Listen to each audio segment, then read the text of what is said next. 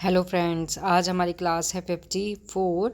हमारा टॉपिक रहेगा गैने द्वारा प्रस्तुत अधिगम सोपान की। ठीक है, और नाउ स्टार्ट करते हैं आज की क्लास। इस क्लास में से हमारे 2 नंबर का जो है क्वेश्चंस आपके एग्ज़ाम में आ सकते हैं, आते भी हैं, क्योंकि इसमें जो सोपान की है यही मोस्ट इम्पोर्टेंट है इसमें। तो नाउ स्टार्ट करते हैं। जिसको भी क्लास पसंद आए वो इसको लाइक शेयर सब्सक्राइब करना ना भूलें। तो हमारी क्लास स्टार्ट होती है गैने द्वारा प्रस्तुत अधिगम की सोपान की। तो सबसे पहले हमारे कुछ पॉइंट्स आते हैं, 1-2 पॉइंट हैं बस, इनके बारे में पढ़ना। इसमें हमारा फर्स्ट पॉइंट आता है, सन 1965 में अपनी पुस्तक द कंडीशन ऑफ लर्निंग में अधिगम के लिए 8 प्रकार बताए हैं। कि जो गैने हैं उन्होंने क्या किया है, उनकी एक पुस्तक है the condition of learning. 1 number में क्वेश्चन आ सकता है यहाँ से। 3-4 पुस्तक के नाम दे देंगे आपको और क्वेश्चन में पूछ लिया जाएगा कि गैने द्वारा प्रस्तुत अधिगम सोपान की या गैने की पुस्तक जो है वो कौन सी है। तो आपको पता होना चाहिए द कंडीशन ऑफ लर्निंग। ठीक है, तो इनकी एक पुस्तक थी जो 1965 में इन्होंने बताई थी। उसमें अधिगम के 8 प्रकार इन्होंने बताए हैं। लर्निंग के कितने टाइप्स बताए हैं? 8 प्रकार बताए हैं आपके। ठीक है, अब आता है गैने ने अपने प्रकार को, अब इन्होंने कितने टाइप्स बताए हैं यहाँ पे? 8 प्रकार बताए हैं। तो ये जो गैने के द्वारा प्रस्तुत अधिगम के जो 8 प्रकार हैं, ये एक पिरामिड की आकृति में प्रस्तुत किए गए हैं। ठीक है, कि गैने के द्वारा जो प्रस्तुत प्रकार हैं वो एक पिरामिड की एक शेप है। किसकी? आपकी एक पिरामिड की शेप है या उसकी आकृति है, उसमें क्या किए गए हैं? प्रस्तुत किए गए हैं। अब कैसी शेप है, वो किस तरीके से प्रस्तुत किया है, उनको पढ़ते हैं। तो ये है हमारा पिरामिड। अधिगम का जो टाइप्स हैं उसका पिरामिड है, जिसमें हमने बताया था कि 8 टाइप्स हैं। तो फर्स्ट चीज़ है आपका सिग्नल लर्निंग, जिसको हम संकेत अधिगम भी कहते हैं। ठीक है, सेकेंड आता है हमारा एसआर लर्निंग, जिसको हम उद्दीपक लर्निंग कहते हैं, अनुक्रिया कहते हैं। थर्ड आता है चैन लर्निंग, जिसको हम श्रृंखला अधिगम कहते हैं। नेक्स्ट आता है हमारा 4 नंबर का शाब्दिक साहचर्य, जिसको हम वर्बल एसोसिएशन कहते हैं। नेक्स्ट आता है हमारा डिस्क्रिमिनेशन लर्निंग, जिसको हम विभेदात्मक अधिगम कहते हैं। नेक्स्ट आता है कॉन्सेप्ट लर्निंग, जिसको हम संप्रत्यय अधिगम कहते हैं। नेक्स्ट आता है रूल लर्निंग, जिसको हम सिद्धांत अधिगम कहते हैं। और नेक्स्ट और लास्ट आता है हमारा समस्या समाधान, जिसको हम प्रॉब्लम सॉल्विंग कहते हैं। ये 8 नंबर का हमारा अधिगम है। ठीक है, अभी आपका क्या है, ये कौन सी शेप में बना हुआ है? ये एक पिरामिड शेप में बना हुआ है। ये शेप कौन सी होती है आपकी? पिरामिड शेप होती है। ठीक है, इसमें जो स्टार्टिंग के 3 होते हैं, ये होता है हमारा लो लेवल। ठीक है, संकेत अधिगम, उद्दीपक अनुक्रिया और श्रृंखला अधिगम, ये होता है हमारा लो लेवल में। और ये जो ऊपर का होता है ये होता है हमारा हाई लेवल। ठीक है, 4 to 8 जो होता है वो हाई लेवल होता है। और ये जो आपका पिरामिड है ये सरल से जटिल की ओर होता है आपका। ओके, एंड आपका जो 1 से लेके 4 तक जो है ये व्यवहार पर आधारित होता है। और जो 5 to 8 है ये आपका संज्ञान पर आधारित होता है। किस पर आधारित होता है? ये जो है आपका हाई लेवल जो है ये होता है आपका संज्ञान पर आधारित। ठीक है, तो 1 by 1 करके हम 1 को क्लियर करके चलेंगे। तो सबसे पहले हम बात करते हैं यहाँ पे, सबसे पहले बात करते हैं संकेत अधिगम की। जो हमारा फर्स्ट पॉइंट आता है, इसमें क्या है, संकेत अधिगम जो है वो परिस्थिति पावलोव के द्वारा प्रस्तुत शास्त्रीय अनुबंधन पर आधारित है। किस पर आधारित है? जो संकेत अधिगम की जो परिस्थिति है वो पावलोव द्वारा प्रस्तुत, पावलोव ने जो प्रस्तुत किया था शास्त्रीय अनुबंधन, ठीक है, इस पर आधारित है। इन्होंने कहा था जब एक स्वाभाविक उद्दीपन के साथ एक अस्वाभाविक उद्दीपक बार बार एक साथ प्रस्तुत किया जाता है तो स्वाभाविक उद्दीपन के स्थान पर अस्वाभाविक उद्दीपन ही स्वाभाविक प्रतिक्रिया कराने में सक्षम हो जाता है। फॉर एग्जाम्पल आपको बताती हूँ मैं सॉरी कि पावलाव के प्रयोग में क्या था, घंटी बजी थी। ठीक है, इनके प्रयोग में क्या हुआ था, एक घंटी बजती थी, कुत्ते के मुंह में क्या आ जाती थी, ये कुत्ता है इसके मुंह में क्या आ जाती थी, लार आ जाती थी।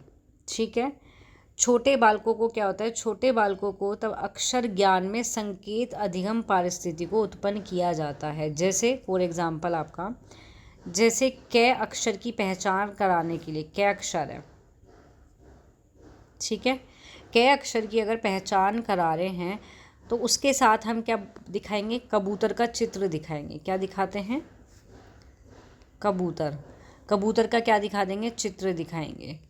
ओके, ऐसे हम खैक के लिए क्या करते हैं, खरगोश का चित्र प्रस्तुत करते हैं। तो इस प्रकार की जो परिस्थिति होती है वो हमारे स्मृति स्तर के शिक्षण में क्या की जाती है, उत्पन्न की जाती है। और इस प्रकार का जो अधिगम होता है वो छोटे बालकों को अच्छी आदत सिखाने के लिए होता है। ठीक है, ये जो है आपका, ये जो होता है ये छोटे बालक को, छोटे जो बालक होते हैं उनको अच्छी आदत क्या है, अच्छी आदत सिखाई जाती हैं छोटे बालक को। लेकिन जो उच्च कोटि के अध्ययन में क्या होता है, संकेत अधिगम में विशेष लाभप्रदक नहीं होता या लाभदायक नहीं होता। इसे ज्ञानी के द्वारा निम्न स्तर पर रखा गया है। निम्न स्तर पर क्यों रखा गया है, क्योंकि ये निम्न कोटि के लिए होता है अध्ययन। ठीक है, ये उच्च कोटि के लिए नहीं होता। तो आपको क्लियर हुआ ये।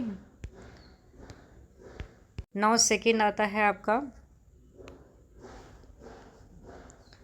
सेकेंड आता है आपका, सेकेंड में आता है आपका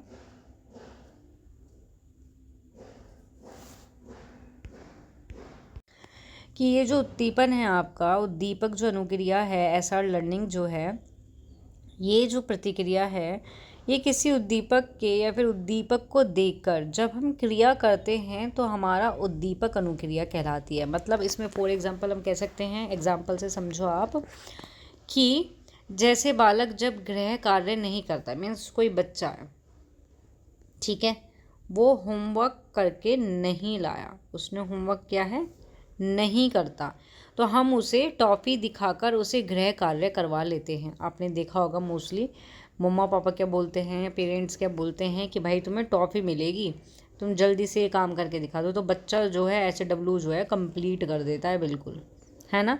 तो ये होता है उद्दीपक अनुक्रिया, कि उद्दीपक को देखकर जब हम क्रिया करते हैं तो उसे उद्दीपक अनुक्रिया कहते हैं। ठीक है, नेक्स्ट आता है हमारा थर्ड, श्रृंखला अधिगम, चैन लर्निंग। इसमें क्या होता है कि ज्ञानी के द्वारा जो वर्णित ये जो अधिगम है, ये अधिगम का तीसरा प्रकार है। तो यहाँ से आपको समझ आ रहा होगा ये थर्ड प्रकार है।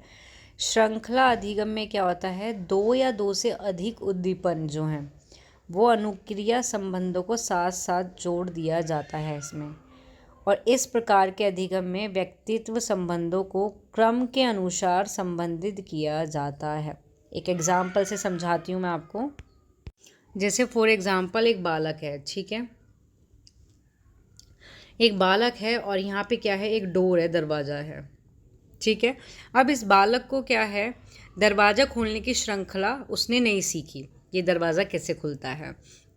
जैसे हाथ में चाबी, ताले को देखना, ठीक है, अपने हाथ में चाबी ली और ताले को देखना और ऊपर की सीध में चाबी का निरीक्षण करना और उसे ताले में डालना जब तक कि वह पूर्ण रूप से अंदर तक ना पहुंच जाए। ठीक है, तो इस चाबी को दूसरी ओर घुमाना जब तक कि यह पूरी तरह ना पहुंच जाए, खुले दरवाजे को धक्का देना। तो इसमें हमें ध्यान में ये रखना है कि जब तक व्यक्ति श्रृंखला को पूर्ण रूप से नहीं सीख जाता, मीन्स ताला खोलना वो तब तक पूर्ण रूप से नहीं सीखता, तब तक वही पूर्ण नहीं हो सकता। ये एक क्रमबद्ध प्रक्रिया होती है। ये स्थिति तब तक आती है जब तक व्यक्ति संकेत अधिगम और उद्दीपन अनुक्रिया अधिगम दोनों से परिचित हो जाता है। ठीक है।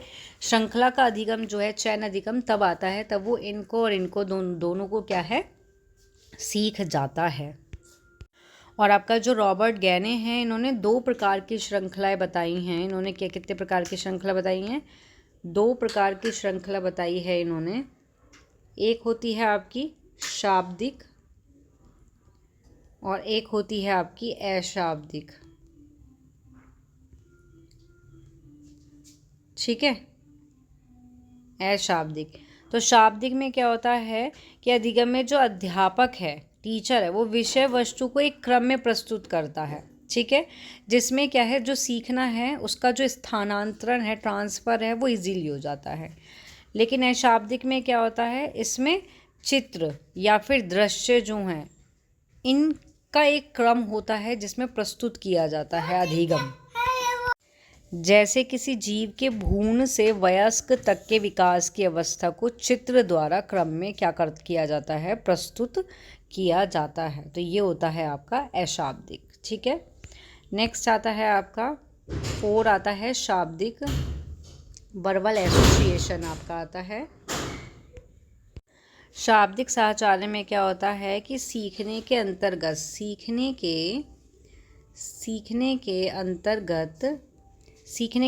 शब्दों की अभिव्यक्ति की जाती है। क्या की जाती है, शब्दों की अभिव्यक्ति की जाती है। ठीक है, नेक्स्ट आता है आपका विभेदात्मक अधिगम। विभेदात्मक अधिगम आता है, इसमें क्या होता है, जब बालक श्रृंखला में सीख जाता है तो उसे शब्दों की जानकारी हो जाती है। किसकी जानकारी हो जाती है, शब्दों की क्या हो जाती है, जानकारी हो जाती है। तो धीरे धीरे वह वस्तु में भेद करना सीख जाता है। धीरे धीरे क्या करना शुरू करेगा, भेद करना सीख जाएगा। किसमें, वस्तु में। ठीक है, और इसे ही क्या कहते हैं, विभेदीकरण सीखना कहा जाता है। फॉर एग्जाम्पल के लिए आकृति में अंतर करना, मीन्स आकृति दे दी, 2 आकृति दे दी और उनमें बोला गया कि इनमें विभेद करके बताओ। ठीक है, नेक्स्ट आता है 6 आता है आपका कॉन्सेप्ट संप्रत्यय अधिगम। इसके अंतर्गत आता है कि बालक के मस्तिष्क में वैसी ही एक संरचना बनने लगती है। कॉन्सेप्ट में क्या होता है कि बालक के मस्तिष्क में वैसी ही संरचना बनती है जैसा उसे बताया जाए, या कई वस्तु के सामान्य गुण के आधार पर कोई भी शेष अर्थ को सीखना संप्रत्यय सीखना कहलाता है। कहने का मतलब यही है, जो उसको संरचना बताई जाती है वही उसके मस्तिष्क में बन जाती है, उसको बोलते हैं संप्रत्यय अधिगम। नेक्स्ट आता है आपका 7 सिद्धांत अधिगम, रूल लर्निंग। ये सिद्धांत अधिगम जो है ये आपका 7वां सोपान है। हाँ, इससे पता लग जाता है कौन सा सोपान है, 7वां सोपान है ये। ठीक है, जब व्यक्ति के अंदर ज्ञान का जो भंडार है वो बहुत विकसित हो जाता है और वो नियम को क्या कर लेता है, सीख लेता है एक तरह से। जैसे फॉर एग्जांपल बालक जो है क्या करता है, व्याकरण के जो नियम होते हैं, ठीक है, व्याकरण के जो नियम होते हैं उनको जान जाता है, गणित के नियम को जान जाता है, विज्ञान के नियम को जान जाता है, और यही आपका नियम सीखना कहलाता है। ओके, नेक्स्ट आता है, नेक्स्ट और लास्ट है आपका प्रॉब्लम सॉल्विंग, समाधान। ठीक है, इसमें क्या होता है, ये सबसे एक तो उच्च अवस्था है। जब बालक किस अवस्था में पहुंचता है, वह नियम को भी समझने लगता है। नियम को समझने के कारण उसमें समस्या समाधान करने का क्या है, गुण आ जाता है।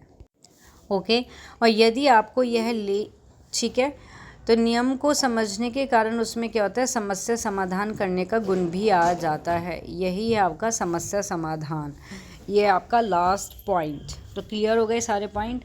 जिस भी पॉइंट से रिलेटेड कोई भी प्रॉब्लम हो कमेंट बॉक्स में लिखना, आपकी प्रॉब्लम सॉल्व हो जाएगी। देन आपके जितने भी सारे सिद्धांत हैं यहाँ ख़त्म होते हैं, फिनिश होते हैं। और एक चीज़ और, आपकी जो क्लासेस हुआ करेंगी वो वापस वही 7 AM सुबह को मॉर्निंग में ही हुआ करेंगी, नाइट में नहीं हुआ करेंगी 9 PM को। तो ना ये वाली जो क्लास है आपकी गैने के द्वारा प्रस्तुत जो आपकी सोपान की है, ये सुबह मॉर्निंग में आपको मिल जाएगी। तो जिसको भी क्लास पसंद आए वो इसको लाइक शेयर सब्सक्राइब करना ना भूलें। Thank you.